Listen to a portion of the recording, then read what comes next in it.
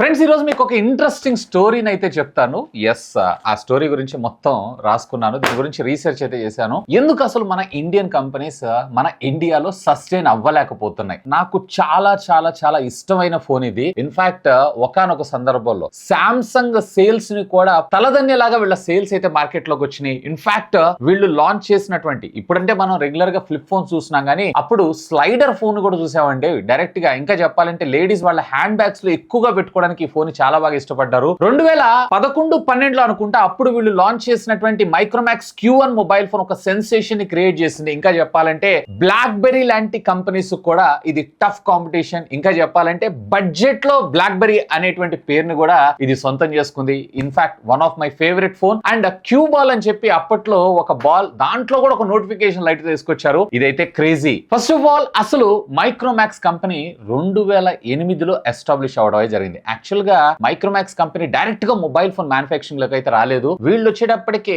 కేవలం కొన్ని కాంపోనెంట్స్ ని మాత్రమే తయారు చేసి నోకియా, డెల్, HP, సోనీ ఇలాంటి కంపెనీస్ కి ల్యాప్టాప్స్ కి సంబంధించినటువంటి స్పేర్స్ ని లేదా వాళ్ళకి సంబంధించినటువంటి ఎక్విప్మెంట్ స్పేర్స్ ని మాత్రమే సప్లై చేసేది. అది కూడా భగవతి ఎలక్ట్రానిక్స్ అనేటువంటి పేరుతో. ఆ తరువాత 1991లో మొట్టమొదటిసారిగా ఈ కంపెనీని ఎస్టాబ్లిష్ చేసింది రాజేష్ అగర్వాల్. అప్పట్లో వీళ్ళు ఏం చేశారు అంటే డెల్, HP, సోనీ ఇలాంటి కంపెనీస్ అన్నిటికీ కూడా వీళ్ళు ఎలక్ట్రానిక్ కాంపోనెంట్స్ ని సప్లై చేసేవాళ్ళు. వాళ్ళకి సంబంధించినటువంటి ప్రొడక్ట్స్ ని అసెంబుల్ చేసుకోవడం కోసం. ముఖ్యంగా చెప్పాలంటే కంప్యూటర్ కి సంబంధించినటువంటి పెరిపెరల్స్ లైక్ ర్యామ్ కావచ్చు, లేదా రోమ్ కావచ్చు, లేదా హార్డ్ డ్రైవ్ కావచ్చు, ఇలాంటివన్నీ వీళ్ళు మ్యానుఫ్యాక్చర్ చేసి బ్రాండ్స్ కి సప్లై చేస్తూ ఉండేవాళ్ళు. ఆ తర్వాత 2000లో రాహుల్ శర్మ, ఇప్పుడు ఎవరైతే మైక్రోమాక్స్ కి సంబంధించినటువంటి CEO ఉన్నారో అతన్ని అపాయింట్ చేసుకోవడం అయితే జరిగింది. ప్రీవియస్ లో మీరు చూసారు అన్నట్లయితే అప్పట్లో మనకి డైలప్ మోడెము లేదా వ్యాన్ సర్వీసెస్ ద్వారా మనం ఇంటర్నెట్ సర్వీసెస్ అయితే వాడుకునే వాళ్ళం. అప్పుడప్పుడే చెప్పాలంటే ఇంటర్నెట్ అనేది అందుబాటులోకి వచ్చింది. 1998లో కూడా చాలా మంది ఇళ్లలో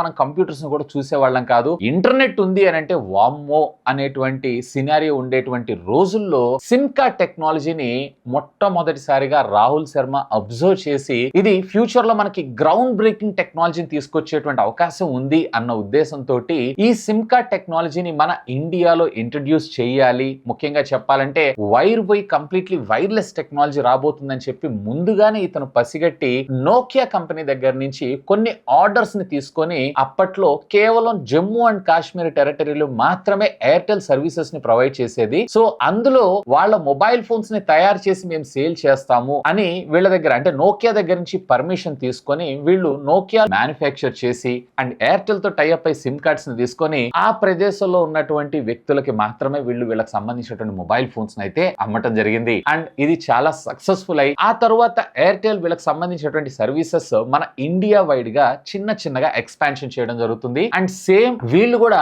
వీళ్ళ సర్వీసెస్ అంటే నోకియాకి మ్యానుఫ్యాక్చరింగ్ చేసి వీళ్ళ ప్రొడక్ట్ యూనిట్స్ ఏవైతే ఉన్నాయో వీటి స్కేల్ ని కూడా పెంచడం అయితే జరిగింది. ఇది ఇలా ఉండగా కొన్ని రోజుల తర్వాత ఏదో ఆఫీషియల్ వర్క్ మీద రాహుల్ శర్మ ఎవరైతే ఉన్నారో ఇతను ట్రావెల్ చేయడం జరిగింది బెంగాల్ కి. ఆ బెంగాల్ కి ట్రావెల్ అవుతున్నటువంటి టైంలోనే ఇతను ఏదైతే నోకియా వీళ్ళు తయారు చేసినటువంటి నోకియా మొబైల్ ఫోన్స్ ఉన్నాయో వాటిల్లో బ్యాటరీ ఛార్జింగ్ చాలా తక్కువగా రావడం వల్ల అక్కడ ఉన్నటువంటి కొంతమంది, అప్పట్లో పవర్ కట్స్ ఎక్కువగా ఉండేవి కదా, సో ఆ పవర్ కట్స్ ని బైపాస్ చేయడం కోసం లారీ యొక్క బ్యాటరీస్ ని తీసుకొచ్చి సెల్ ఫోన్స్ ని ఛార్జ్ చేసుకునే వాళ్ళంట. అప్పట్లో మహా అయితే 1.5 అవర్ కి మించి మనకి బ్యాటరీ బ్యాకప్ వచ్చేదేం కాదు. అంటే ఫోన్ కాల్ కాదు, ఫోన్ కాల్ అయితే మీరు ఫోన్ కాల్ మాట్లాడే 30 మినిట్స్ కన్నా ఎక్కువ మాట్లాడడానికి అయితే లేదు. సో అలాంటి సందర్భాలలో ఇతనికి ఒక ఆలోచన అయితే క్రియేట్ అయింది. నోకియాకి మనం మొబైల్ ఫోన్స్ తయారు చేస్తున్నాం కదా, అదే మొబైల్ ఫోన్ పార్ట్స్ ని మనము మన ఇండియాలో ఒక ఓన్ మొబైల్ ఫోన్ ని మనమే తయారు చేస్తే ఎలా ఉంటుంది, అది కూడా లాంగ్ లాస్టింగ్ బ్యాటరీ తోటి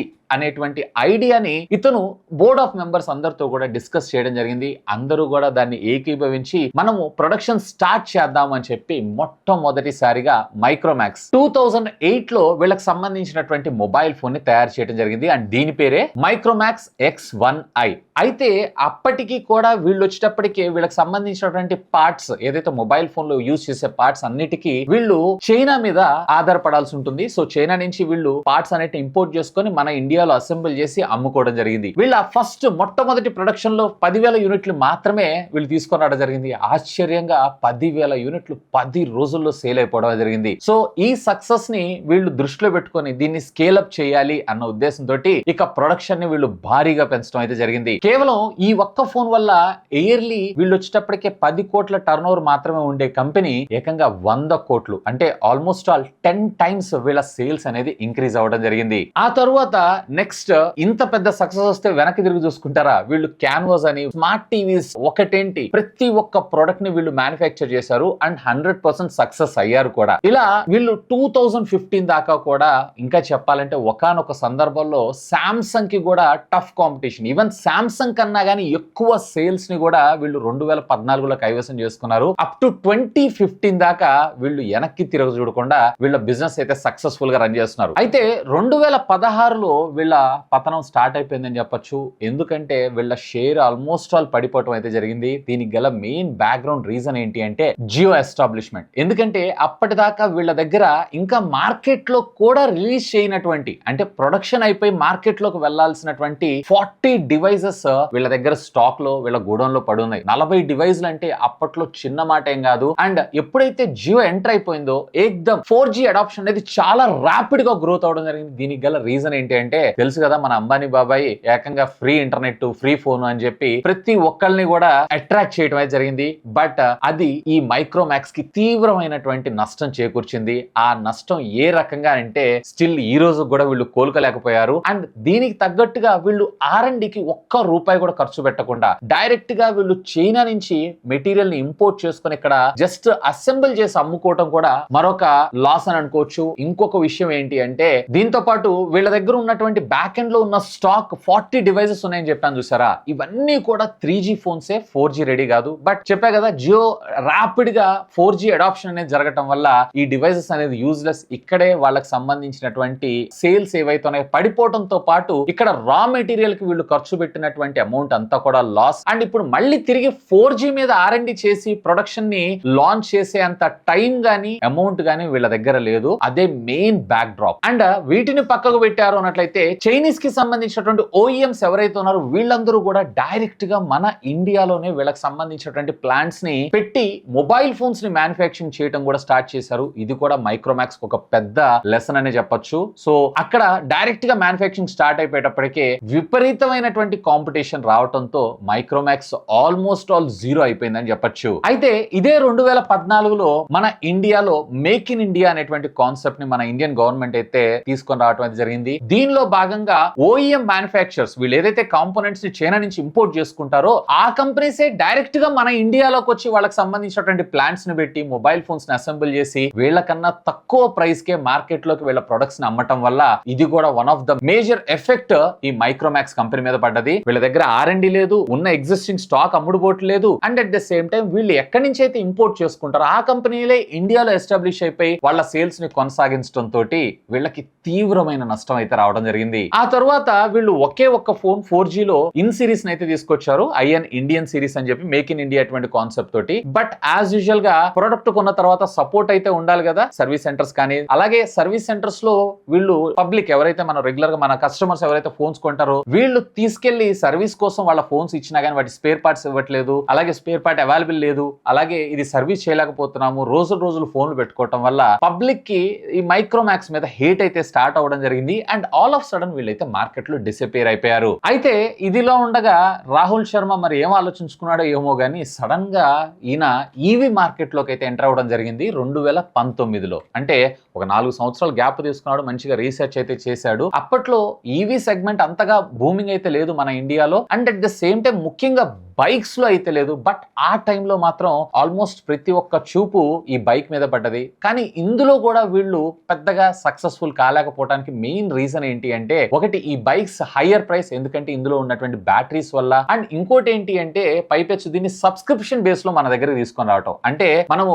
బ్యాంక్ కి EMI కట్టి ఒక 40 నెలల తర్వాత ఆటోమేటిక్ మనకు సొంతం అయిపోతుంది కదా. బట్ ఇక్కడ ఏంటంటే మనం నెలకు వచ్చేటప్పటికి ఇంత అమౌంట్ పే చేయాలి, అది కూడా ఇన్ని కిలోమీటర్స్ తిరగాలి అని చెప్పి వీళ్ళు లిమిట్స్ పెట్టేసేసి అయిపోయిన తర్వాత అంటే ఇంకా చెప్పాలంటే రెంట్ కి బైక్ తెచ్చుకున్నట్లు. సో ఈ సబ్స్క్రిప్షన్ బేస్ ఏదైతే ఉందో పబ్లిక్ లోకి అంత డీప్ గా అయితే వెళ్ళలేదు. ఆ తర్వాత డైరెక్ట్ గా సెల్ చేయడానికి కూడా వీళ్ళు మరొక బైక్ ని కూడా తీసుకొని రావడం అయితే జరిగింది. బట్ అది కూడా మార్కెట్ లో సక్సెస్ అయితే అవ్వలేకపోయింది. దానికి గల రీజన్ ఏంటంటే అప్పటికే ఎయిదర్ ఓలా లాంటి కంపెనీస్ మార్కెట్ లో పాతుకుపోయి ఉన్నాయి. ఈవెన్ ఇదే కాదు, మన ఇండియన్ గవర్నమెంట్ ఒకానొక సందర్భంలో వీళ్ళ మీద 50 కోట్ల పెనాల్టీ కూడా వేసింది. దీనికి గల రీజన్ ఏంటి అంటే మేక్ ఇన్ ఇండియా అనేటువంటి పేరుతో వీళ్ళు బైక్లు అమ్ముతున్నారు, కానీ దీంట్లో ఉన్నటువంటి కాంపోనెంట్స్ అన్ని కూడా వీళ్ళు చైనా దగ్గర నుంచి ఇంపోర్ట్ చేసుకొని ఫేమ్ టు సబ్సిడీని డైరెక్ట్ గా గవర్నమెంట్ నుంచి వీళ్ళు క్లెయిమ్ చేస్తున్నారు. కాబట్టి ఆ క్లెయిమ్ చేసిన అమౌంట్ కి విత్ ఇంట్రెస్ట్ అంతా కలిపి వీళ్ళు 50 కోట్ల పెనాల్టీ అయితే దీని మీద పడేయడం జరిగింది. సో అసలే మూలుగుతున్న నక్క దాని మీద తాటికే పడ్డట్టు సో బ్రాండ్ అయితే